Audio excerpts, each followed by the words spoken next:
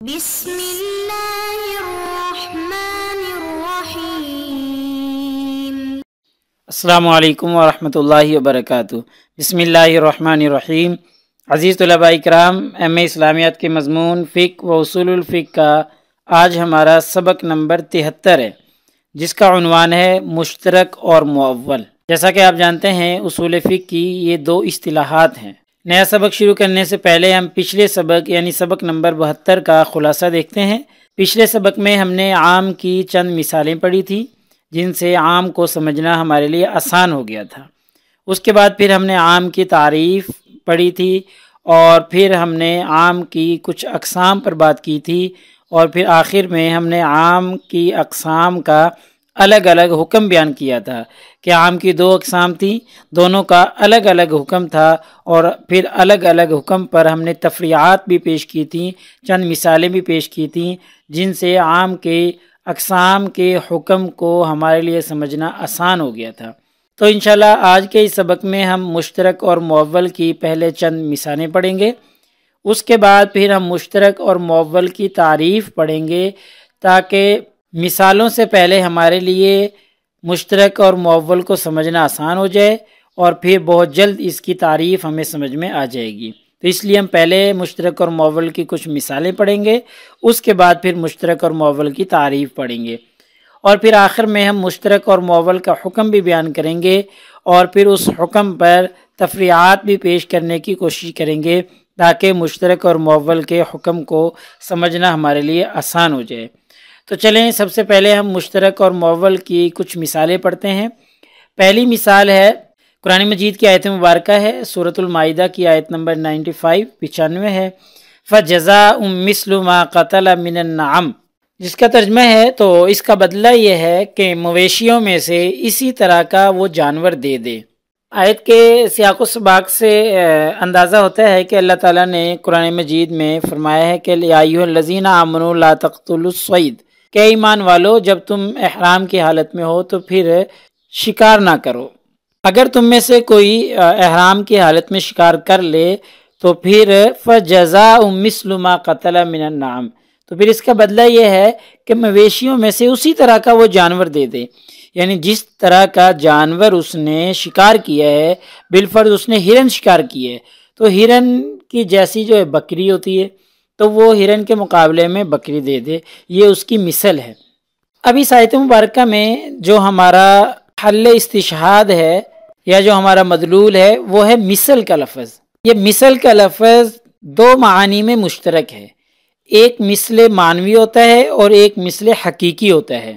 تو مثل حقیقی کا مطلب تو یہ ہے کہ جیسا جانور قتل کیا ہے، جیسا جانور شکار کیا ہے، بالکل بعینہ ہی ویسا ہی جانور اس کے بدلے میں دے دینا۔ اور مثل معنوی کا مطلب یہ ہے کہ سیم اس جیسا تو نہ ہو، بالکل نسل میں، شکل میں، رنگ میں اس جیسا نہ ہو، بلکہ معنوی ہو۔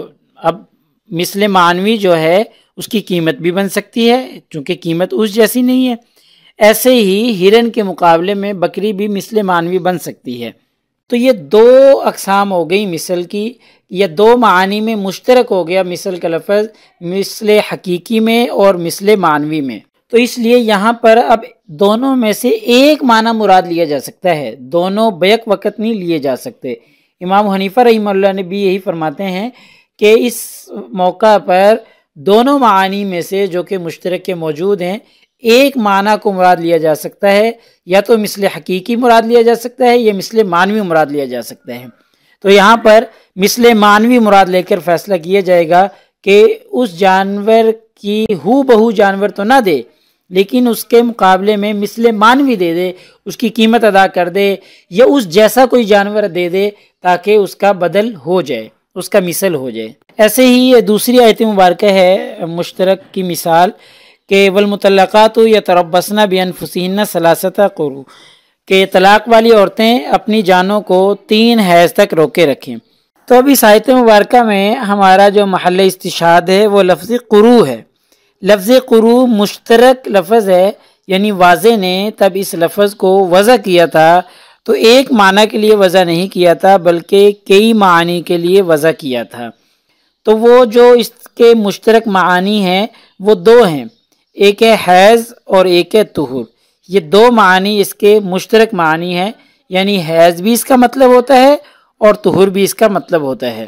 تو اب اصول یہ ہے کہ لفظ قروء کے دونوں معنی بیک وقت مراد نہیں لیے جا سکتے۔ ہاں ایک معنی مراد لیا جائے گا، قرائن کی بنیاد پر، دلائل کی بنیاد پر، سیاق و سباق کو دیکھتے ہوئے، یا متکلم کی طرف سے کوئی بیان آنے کی صورت میں جو معنی متعین ہوگا وہ مراد لیا جائے گا اور ایک مراد لیا جائے گا، دونوں بیک وقت مراد نہیں لیے جا سکتے۔ اور عزیز طلباء کرام یہاں پہ یہ بات بھی مد نظر رکھیں کہ یہ دو مثالیں جو ہیں، پہلی مثال فجزاء مثل ما قتل من النعام یہ والی، اور والمطلقات یتربصن بانفسہن ثلاثۃ قروء، یہ دونوں مثالیں جیسے مشترک کی بن رہی ہیں ویسے ہی یہ معول کی بھی بنے گی۔ کیوں؟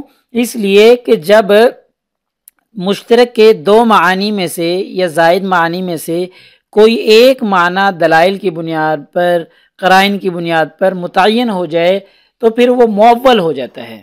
تو جب تک مثل کا معنی متعین نہیں ہوا تو یہ مشترک ہے، جب تک قروء کا معنی متعین نہیں ہوا تھا تو یہ مشترک ہے، لیکن دلائل اور قرائن کی بنیاد پر جب ان کے معانی متعین ہو گئے تو اب یہ مشترک نہیں رہے بلکہ یہ اب معول بن گئے، تو اس لیے یہ دونوں مثالیں معول کی بھی ہوں گی۔ اب ایسے ہی مشترک کی یہ چند مثالیں اور بھی ہیں، جیسے جاریہ کا لفظ ہے، جاریہ باندی کو بھی کہتے ہیں اور جاریہ کشتی کو بھی کہتے ہیں، تو اب جاریہ باندی اور کشتی دو معانی میں مشترک ہے۔ ایسے ہی مشتری کا جو لفظ ہے یہ بھی مشترک ہے دو معنی میں، سیارہ جو آسمانی ایک سیارہ ہے اس کا نام بھی مشتری ہے، اور ایسے ہی خریدار کو بھی مشتری کہا جاتا ہے، جیسے عموماً بولا جاتا ہے مشتری ہوشیار باز، یعنی کہ خریدنے والا سمجھداری سے کام لے اور ہوشیار رہے۔ یہ مشتری دو معنی میں مشترک ہے۔ ایسے ہی عین کا لفظ بھی مشترک لفظ ہے جو کہ کئی معانی میں مشترک ہے، جس کے معنی آنکھ بھی آتے ہیں، چشمہ بھی کو بھی عین کہا جاتا ہے، سونا کو بھی عین کہا جاتا ہے، تو اس طریقے سے عین کا لفظ جو ہے یہ مشترک ہے کئی معانی میں۔ اور یہی مثالیں معول کی بھی بن جائیں گی کہ جیسے جاریہ ہے، اس کے جب کئی معنی ہیں تو کسی عبارت میں، کسی جملے میں جب اس کو استعمال کیا جائے تو کسی ایک معنی کی تعیین پر یہ معول بن جائے گا۔ مشتری جب کہیں استعمال کیا جائے گا تو اس کے معنی میں سے کوئی ایک معنی جب متعین ہو جائے گا تو پھر یہ معول ہو جائے گا، یعنی جب تعیین ہو جائے گی تو پھر وہ معول بن جاتا ہے۔ تو اب ہم مشترک کی تعریف دیکھتے ہیں۔ تو اصول شاشی میں بڑی آسان اور واضح الفاظ میں مصنف نے مشترک کی تعریف بیان کی ہے اور بتایا ہے المشترک ما وضع لمعنیین مختلفین او لمعان مختلفۃ الحقائق، یعنی مشترک وہ لفظ ہے جس کو دو مختلف معنی کے لیے وضع کیا جائے، یا دو نہ ہوں لمعان بہت سے معنی کے لیے وضع کیا جائے، اور وہ معانی کیسے ہوں؟ مختلفۃ الحقائق، ان کی حقیقت بالکل مختلف ہو۔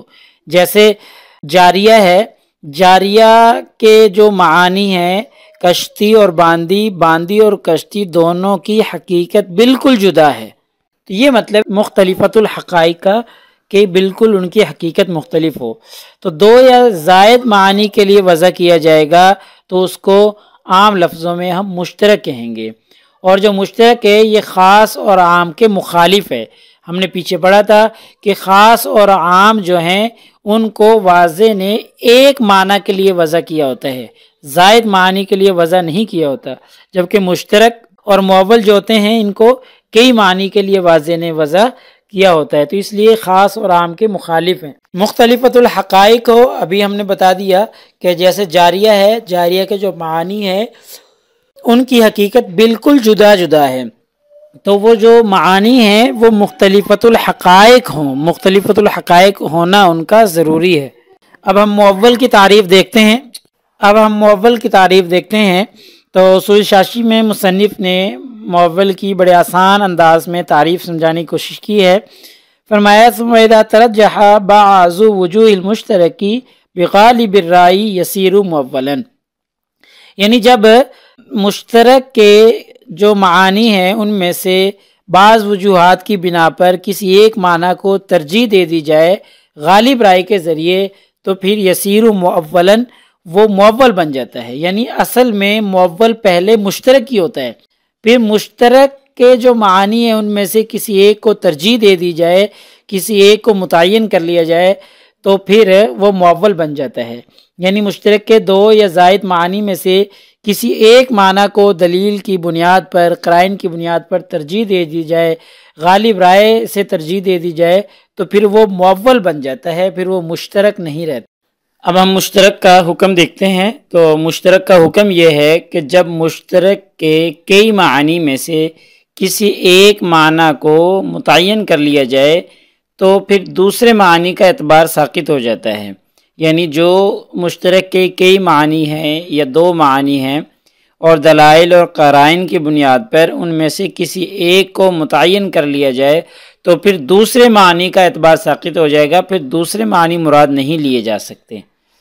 اب اس حکم پر ہم ایک تفریح دیکھ لیتے ہیں تاکہ حکم کو سمجھنا ہمارے لیے آسان ہو جائے۔ تفریح، یہ مثال ہم نے پیچھے بھی پڑھ لی ہے کہ لفظ قرو جو ہے اس کے دو معنی تھے، طہور اور حیض، تو اب ان دونوں میں سے ایک معنی مراد لیا جائے گا، اور جب ایک مراد لے لیا جائے تو پھر دوسرا مراد نہیں لے سکتے، دوسرے معنی کا اعتبار جو ہے وہ ساقط ہو جائے گا۔ اب ہم معول کا حکم دیکھتے ہیں۔ مشترک کا حکم ہم نے پڑھ لیا، ہمیں سمجھ بھی آ گئی، تفریحات دیکھ لیں۔ اب ہم معول کا حکم دیکھتے ہیں۔ معول کا حکم یہ ہے کہ معول پر عمل کرنا واجب ہوتا ہے لیکن غلطی کا احتمال ہوتا ہے۔ یعنی جو ایک معنی متعین کیا ہے کسی بھی قرینے کی وجہ سے، کسی بھی دلیل کی وجہ سے، تو ممکن ہے کہ اس میں غلطی ہو جائے، تو غلطی کے احتمال کے ساتھ معول پر عمل کرنا واجب ہوتا ہے۔ اس کی تفریح یہ ہے کہ بالفرض اگر کسی نے ملک پاکستان میں بے کی اور بے کے اندر ثمن کو مطلق رکھا، یعنی یہ نہیں کہا روپے ہوں گے، ڈالر ہوں گے یا کون سی کرنسی ہوگی، کسی کرنسی کا نام نہیں لیا بلکہ اتنے کے بدلے میں آپ کو میں بیچتا ہوں یا اتنے کے بدلے میں خریدتا ہوں، مطلق ثمن بولا۔ تو اب مطلق ثمن ہونے کی صورت میں یہ بہت سے معانی کو اپنے اندر سمو لیتا ہے۔ بھائی اتنے کے بدلے میں وہ اتنے روپے ہیں، اتنے ڈالر ہیں، اتنے ریال ہیں، کیا چیز ہے؟ تو یہ مشترک ہے، بہت سے معانی اس کے ہو سکتے ہیں۔ تو پھر اس کو ہم بنائیں گے آسانی کے لیے کہ جو ملک پاکستان میں کرنسی رائج ہے وہ مراد لی جائے گی، لہٰذا قرائن سے سب معانی میں سے ایک معنی متعین ہو گیا اور وہ ہے روپے، لہٰذا روپے اتنی ادا کرنے پڑیں گے جتنے کے بدلے میں بے کی ہے۔ لیکن اگر بالفرض ملک پاکستان میں یا کوئی ایسا ملک ہے جہاں پہ بے کی جا رہی ہے، بہت سی کرنسیاں رائج ہیں، وہاں ڈالر بھی چلتا ہے، وہاں روپے بھی چلتے ہیں، ریال بھی چلتا ہے، یعنی بہت سی کرنسیاں وہاں پر چل رہی ہیں۔ اگر وہاں پر مطلق ثمن کے ساتھ بے کی جائے تو پھر وہ بے فاسد ہو جائے گی، کیونکہ ان میں سے کوئی ایک معنی متعین نہیں کیا جا سکتا۔ ہاں البتہ مشتری اور بائع دونوں متعین کر لیں تو پھر تو بے ہو جائے گی اور وضاحت کر دیں تو، لیکن اگر وضاحت نہیں کی اور مطلق ثمن بول کر بے کرنے کی کوشش کی تو پھر بے فاسد ہو جائے گی، پھر بے کامل نہیں ہو سکتی، تام نہیں ہو سکتی۔ لہٰذا ہمارے آج کے اس سبق کا خلاصہ یہ بنتا ہے کہ آج کے سبق میں ہم نے سب سے پہلے مشترک اور معول کی مثالیں دیکھی تھی اور یہ بات واضح کرنے کی کوشش کی تھی تاکہ ہمیں مشترک اور معول آسانی سے سمجھ میں آ جائے۔ اس کے بعد پھر ہم نے مشترک اور معول کی تعریفات بیان کی ہیں، اصول شاشی سے دونوں کی ہم نے تعریفات دیکھی ہیں، اور آخر میں پھر ہم نے مشترک اور معول کے احکامات بیان کیے ہیں اور ساتھ میں ایک ایک تفریح بھی پیش کی ہے، ایک ایک مثال بھی بتلائی ہے تاکہ ان کے حکم کو سمجھنا ہمارے لیے آسان ہو جائے۔ اگر پیپر میں پوچھے جانے والے سوالات سے متعلق گفتگو کریں تو پیپر میں اسٹیٹمنٹ تبدیل کر کے مختلف قسم کے سوالات کیے جاتے ہیں اس موضوع سے متعلق۔ پہلا سوال ہوتا ہے مشترک اور معول سے کیا مراد ہے، مثالوں سے واضح کریں، اور دوسرا سوال یہ ہے کہ مشترک اور معول کی تعریف کریں، قرآن اور حدیث سے حوالے بھی دیں۔ تو تقریباً سوال کا جواب ایک ہی ہے لیکن سوال کی اسٹیٹمنٹ میں فرق ہے، الفاظ تبدیل کر کے گھما پھرا کے سوال کیا جا رہا ہے، البتہ جواب دونوں کا ایک ہی بنے گا۔ انشاءاللہ اگلے سبق نمبر 74 میں ہم مطلق اور مقید پر بات کریں گے۔ جزاکم اللہ خیر۔ السلام علیکم ورحمۃ اللہ وبرکاتہ۔ اگلے سبق تک میں آپ سے اجازت چاہتا ہوں۔ اللہ پاک آپ سب لوگوں کا حامی و ناصر ہو۔